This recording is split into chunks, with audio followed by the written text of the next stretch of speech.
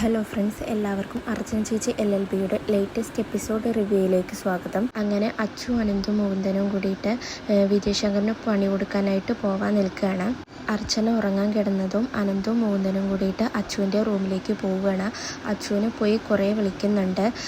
അച്ചു ആണെങ്കിൽ നല്ല ഉറക്കത്തിലാണ്, എഴുന്നേൽക്കുന്നില്ല. മുകുന്ദനാണെങ്കിൽ അച്ചുവിനെ തട്ടി വിളിക്കുന്ന സമയത്ത് അച്ചു പെട്ടെന്ന് അയ്യോ എന്ന് നിലവിളിച്ച് എഴുന്നേൽക്കുകയാണ്.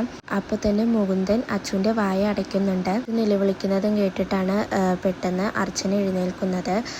എഴുന്നേറ്റ് പുറത്തേക്ക് വരുമ്പോഴേക്കും അർച്ചനയുടെ കാല് തട്ടിയിട്ട് ഫ്ലവർ വേസ് വീഴുകയാണ്. പിന്നീട് അർച്ചന റൂമിന് പുറത്തേക്ക് വരുന്നു. ഇത് കാണുന്ന അച്ചു വേഗം തന്നെ കട്ടിലിൽ കിടക്കുകയെന്ന് ഉറങ്ങുന്നത് പോലെ. ആനന്ദ് മുകുന്ദനാണെങ്കിൽ അച്ചുവിൻ്റെ കട്ടിലിനടിയിൽ ഒളിഞ്ഞിരിക്കുന്നു. അർച്ചന വന്നിട്ട് അച്ചുവിൻ്റെ റൂം തുറന്ന് നോക്കുന്നുണ്ട്. അച്ചു നല്ല ഉറക്കത്തിലാണെന്ന് ഉറപ്പ് വരുത്തിയതിന് ശേഷം അർച്ചന പുറത്തേക്ക് പോവുകയാണ്. പുറത്തേക്ക് പോയതിനു ശേഷം അച്ചു വേഗം എഴുന്നേറ്റ് മുകുന്ദനോടും അനന്തുവിനോടും വായു ചേച്ചി പോയി എന്ന് പറയുന്നു. പിന്നീട് അനന്തും മുകുന്ദനും അച്ചുവും കൂടിയിട്ട് പുറത്തേക്ക് വരികയാണ്. അപ്പോൾ മുകുന്ദൻ പറയുകയാണ്, നമ്മൾ 3 പേരും കൂടി ഇവിടെ നിന്ന് പോയാൽ പ്രശ്നമാവും, അർച്ചന ചേച്ചി ഇനിയും വന്ന് നോക്കാൻ ചാൻസ് ഉണ്ടെന്ന് പറയുമ്പോൾ അച്ചു ചോദിക്കുകയാണ്, പിന്നെ പോവാതിരിക്കണോ എന്ന് ചോദിക്കുമ്പോൾ മുകുന്ദൻ പറയുകയാണ്, ഇല്ല, എന്തായാലും ചന്ദ്രകാന്തത്തേക്ക് പോകണമെന്ന് പറയുകയാണ്. മുകുന്ദൻ പറയണ, എന്നൊരു കാര്യം ചെയ്യ്, നിങ്ങൾ 2 പേരും കൂടി ഞാനിവിടെ നിൽക്കാം. പിന്നെ മുകുന്ദ, നീ ഞാനില്ലെന്ന് കരുതിയിട്ട് അവിടെ പോയിട്ട് ഓവറാക്കരുതെന്ന് പറയുന്നു. അതിനുശേഷം അച്ചു മുകുന്ദനും കൂടിയിട്ട് ബൈക്ക് എടുത്തിട്ട് ചന്ദ്രകാന്തത്തിലേക്ക് പോവുകയാണ്. ചന്ദ്രകാന്തത്തിലെത്തിയതിന് ശേഷം മുകുന്ദൻ അച്ചുവിനോട് പറയുകയാണ്, നീ ആ കല്ലിങ്ങെടുക്ക്, ഞാൻ ഈ ഗേറ്റിൻ്റെ പൂട്ട് തല്ലി പൊളിക്കട്ടെ എന്ന് പറയുമ്പോൾ അച്ചു പറയണ, അത് വേണ്ട, നല്ല സൗണ്ട് ഉണ്ടാവും, എല്ലാവരും എഴുന്നേൽക്കുന്നു പറയുമ്പോൾ മുകുന്ദൻ പറയണ, എന്നാൽ ശരി, നീ ആ കല്ലും കൊണ്ട് തന്നെ ഞാൻ ആ ജനൽ എറിഞ്ഞു പൊട്ടിക്കട്ടെ എന്ന് പറയുമ്പോൾ അച്ചു പറയണം, അതൊന്നും വേണ്ട ഏട്ടാന്ന് പറയണം. നമ്മൾ വന്നത് വിജയശങ്കറിന് പണി കൊടുക്കാനാണ്, അയാളെയാണ് നമുക്ക് കൈകാര്യം ചെയ്യേണ്ടത് എന്ന് അച്ചു മുകുന്ദനോട് പറയുന്നു. അതിനുശേഷം എല്ലാത്തിനും ഒരു വഴിയുണ്ടെന്ന് പറഞ്ഞിട്ട് അച്ചു പോക്കറ്റിൽ നിന്നും പൊതിഞ്ഞു വെച്ച ഒരു പാക്കറ്റ് എടുക്കുകയാണ്. മുകുന്ദൻ അപ്പോൾ ഇതെന്താ എന്ന് ചോദിക്കുമ്പോൾ അച്ചു പറയണ, നായക്കൊർണ പൊടിയാണ്, ഇത് ഞാൻ ജനലിലൂടെ വിജയശങ്കറിൻ്റെ ദേഹത്തേക്ക് പ്രയോഗിക്കും. ഇത് പ്രയോഗിക്കുമ്പോൾ നമ്മൾ ചൊറിയുന്ന ആൾ ശരിക്കുള്ള ചൊറിച്ചൽ എന്താണെന്ന് അനുഭവിക്കും എന്ന് പറയുമ്പോൾ മുകുന്ദൻ പറയണ, എടാ, ആ ചന്ദ്രലേക്ക് കൂടി പണി കൊടുക്കണമെന്ന് പറയണം. അപ്പോൾ അച്ചു പറയുന്നു, ഏട്ട ഇവിടെ തന്നെ നിന്നോ, ഞാൻ പോയി ഇത് നടപ്പിലാക്കിയിട്ട് വരാമെന്ന് പറഞ്ഞിട്ട് അച്ചു പോവുകയാണ്. അച്ചു ആണെങ്കിൽ കാറിനടുത്ത് നിന്നിട്ട് ഈ പ്ലാൻ എങ്ങനെ നടപ്പിലാക്കുമെന്ന് ആലോചിച്ചുകൊണ്ടിരിക്കുമ്പോഴാണ് അവിടേക്ക് പെട്ടെന്ന് രുക്കു വരുന്നത്. രുക്കുവിൻ്റെ കയ്യിലാണെങ്കിൽ ഒരു വടിയുമുണ്ട്. രുക്കുവിനെ കാണുന്നതും അച്ചു പെട്ടെന്ന് പേടിക്കുന്നു. അതിനുശേഷം അച്ചു മുകുന്ദൻ്റെ അടുത്തേക്ക് വരികയാണ്. അച്ചു മുകുന്ദനോട് പറയുകയാണ്, ഏട്ടാ വണ്ടി എടുക്ക് പോവാന്ന് പറയുമ്പോൾ മുകുന്ദൻ എന്തായി എന്ന് ചോദിക്കുന്നു. അച്ചു അപ്പോൾ പറയുകയാണ്, എല്ലാം വേണ്ടതുപോലെ കൈകാര്യം ചെയ്തിട്ടുണ്ട്, വാ പോവാന്ന് പറഞ്ഞിട്ട് അവർ 2 പേരും കൂടി വീട്ടിലേക്ക് പോകുന്നു. പിറ്റേ ദിവസം രാവിലെ അർച്ചന അച്ചുവിൻ്റെ റൂമിലേക്ക് പോവുകയാണ്. അച്ചു ആണെങ്കിൽ മൂടി പൊതിച്ച് നല്ല ഉറക്കത്തിലായിരിക്കും.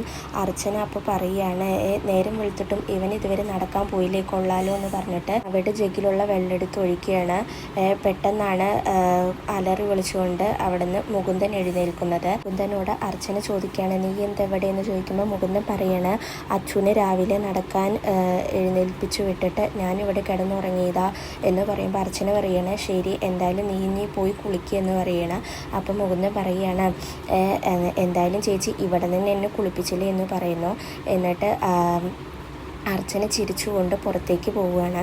അതിനുശേഷം അർച്ചന എന്തൊരാവശ്യത്തിന് വേണ്ടിയിട്ട് പുറത്തേക്ക് പോകുമ്പോഴാണ് മഞ്ജു വന്നിട്ട്, ചേച്ചി ഇതെങ്ങോട്ടാന്ന് ചോദിക്കുകയാണ്. അപ്പോൾ അർച്ചന പറയുന്നു, ആ വാർഡ് മെമ്പറിൻ്റെ വീട്ടിലേക്കാണ്, അവിടെ ഒരു അതിർത്തി കേസുണ്ട്, അതൊന്ന് ഒത്തുതീർപ്പാക്കണം എന്ന് പറഞ്ഞിട്ട് അർച്ചന പോകുന്നു. അപ്പോൾ തന്നെ മഞ്ജു ഫോൺ എടുത്തിട്ട് ചന്ദ്രയെ വിളിക്കുകയാണ്. എന്നിട്ട് മഞ്ജു പറയുകയാണ്, ചേച്ചി ഇനി ഇങ്ങനത്തെ പരിപാടികൾക്കൊന്നും എന്നെ വിളിക്കരുത്, എന്നെക്കൊണ്ട് പറ്റില്ല, എനിക്ക് പേടിയാണെന്ന് പറയുന്നു. അപ്പോൾ ചന്ദ്ര പറയാണ്, അതിന് നിന്നെ സംശയമൊന്നുമില്ലല്ലോ അർച്ചനയ്ക്ക് എന്ന് ചോദിക്കുമ്പോൾ മഞ്ജു പറയാണ്, ഇന്നലെ ഇവിടെ അർച്ചന ചേച്ചി ചിന്നുവിനെ സഹായിക്കാൻ ആരോ കൂട്ടുനിന്നിട്ടുണ്ടെന്ന് പറയുന്നുണ്ടായിരുന്നു, എനിക്ക് പേടിയാണ് ചേച്ചി, ഞാൻ ഇതിനൊന്നും ഇല്ലയെന്ന് പറയുമ്പോൾ ചന്ദ്ര പറയുകയാണ്, നീ ഇനി ഇതിനൊന്നും കൂട്ടുനിന്നില്ലെങ്കിൽ അല്ലെങ്കിൽ ഞാൻ അർച്ചനയോട് എല്ലാം പറയും, നീയാണ് ചിന്നുവിനെ സഹായിച്ചതെന്ന് പറയുമ്പോൾ മഞ്ജുവിന് പേടിയാവുകയാണ്.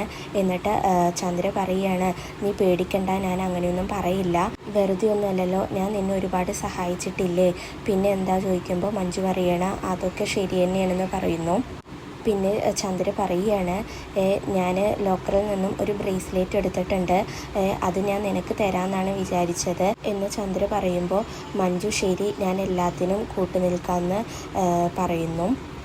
അതിനുശേഷം ചന്ദ്ര പറയുകയാണ്, ഇന്ന് നീ ചിന്നുവിനെയും കൊണ്ട് അമ്പലത്തിലേക്ക് വരണം, അപ്പോൾ ഞാൻ ബ്രേസ്ലെറ്റ് തരാം എന്ന് പറയുമ്പോൾ മഞ്ജു പറയുന്നു, ചേച്ചി ഒരു പ്രശ്നം കഴിഞ്ഞതല്ലേ ഉള്ളൂ, ഇനിയും ചിന്നുവിനെ പുറത്തേക്ക് കൊണ്ടുവരണോ എന്ന് ചോദിക്കുമ്പോൾ ചന്ദ്ര പറയുകയാണ്, അത് കുഴപ്പമില്ല, നീ അർച്ചനയോട് പറഞ്ഞാൽ മതി, അവൾ പേടിച്ചിരിക്കല്ലേ, അപ്പോൾ അമ്പലത്തിൽ പോയിട്ട് പ്രാർത്ഥിച്ചിട്ട് വരാമെന്ന് പറഞ്ഞിട്ട് അവളെ കൊണ്ടുവന്നാൽ മതി, അർച്ചന എന്തായാലും അത് വിശ്വസിച്ചോളും എന്ന് പറയുകയാണ്.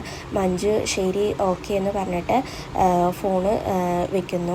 അർച്ചന വാർഡ് മെമ്പറെ കാണാൻ പോകുന്ന സമയത്ത് ഓരോന്ന് ആലോചിച്ചിട്ട് പോവുകയാണ്. ചിന്നുവിനെ കാണാതായതും കുഴിയിൽ നിന്ന് രക്ഷിക്കുന്നതെല്ലാം ഓർത്തുകൊണ്ട് പോകുന്ന സമയത്താണ് പെട്ടെന്ന് ഒരു ചെരുപ്പ് കാണുന്നത്. അതെന്താണെന്ന് നോക്കാൻ പോകുമ്പോൾ പെട്ടെന്ന് അർച്ചന ഒരു സൗണ്ട് കേൾക്കുന്നുണ്ട്. എന്താണെന്ന് പോയി നോക്കുന്ന സമയത്താണ് ഒരു പെൺകുട്ടി അവശ നിലയിൽ കിടക്കുന്നത് കാണുന്നത്. പെട്ടെന്ന് തന്നെ അർച്ചന ആ കുട്ടിയുടെ അടുത്തേക്ക് പോയിട്ട് എന്തു പറ്റി, ആരാ എന്നൊക്കെ ചോദിക്കുന്നുണ്ട്. പക്ഷെ ആ കുട്ടിക്ക് ഒന്നും മിണ്ടാൻ പറ്റുന്നില്ല. പെട്ടെന്ന് തന്നെ അർച്ചന റോട്ടിലേക്ക് വന്നിട്ട് ആരെങ്കിലും വരുന്നുണ്ടോ എന്ന് നോക്കുന്നുണ്ട്. എന്നിട്ട് പറയുന്നുണ്ട്, ഹലോ ഇവിടെ ആരും ഇല്ലേ എന്നൊക്കെ ചോദിക്കുന്നുണ്ട്. എന്നാൽ അതുവഴി ആരും വരുന്നില്ല. തിരിച്ച് ആ പെൺകുട്ടിയുടെ അടുത്തേക്ക് വരാൻ നിൽക്കുമ്പോഴാണ് അർച്ചന അവിടെ ഒരു സ്കൂട്ടി മറിഞ്ഞു കിടക്കുന്നത് കാണുന്നത്. അത് കണ്ടതും അർച്ചന തിരിച്ച് ആ പെൺകുട്ടിയുടെ അടുത്തേക്ക് തന്നെ വരികയാണ്. എന്നിട്ട് ആ കുട്ടീനെ വിളിക്കുന്നുണ്ട്, എഴുന്നേൽക്ക്, എന്ത് പറ്റിയെന്നൊക്കെ ചോദിക്കുകയാണ്.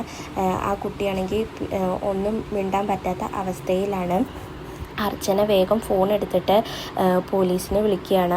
പോലീസിനെ വിളിച്ച് അർച്ചന പറയുകയാണ്, ഞാൻ അഡ്വക്കേറ്റ് അർച്ചനയാണ്, ഇവിടെ ഒരു പെൺകുട്ടിയുണ്ട്, ആ കുട്ടി അവശ നിലയിലാണ്, ഈ പെൺകുട്ടിക്ക് സംഭവിച്ചത് അപകടമാണോ അതോ ആക്രമിക്കപ്പെട്ടതാണോ എന്ന് എനിക്കറിയില്ല. പോലീസ് അപ്പോൾ ചോദിക്കുന്നുണ്ട്, ആളെ നിങ്ങൾക്ക് പരിചയമുണ്ടോ ചോദിക്കുമ്പോൾ അർച്ചന പറയാണ്, ഇല്ല, ആളെ എനിക്ക് പരിചയമില്ല എന്ന് പറയുന്നു. ഇതോടുകൂടിയാണ് ഇന്നത്തെ എപ്പിസോഡ് അവസാനിക്കുന്നത്.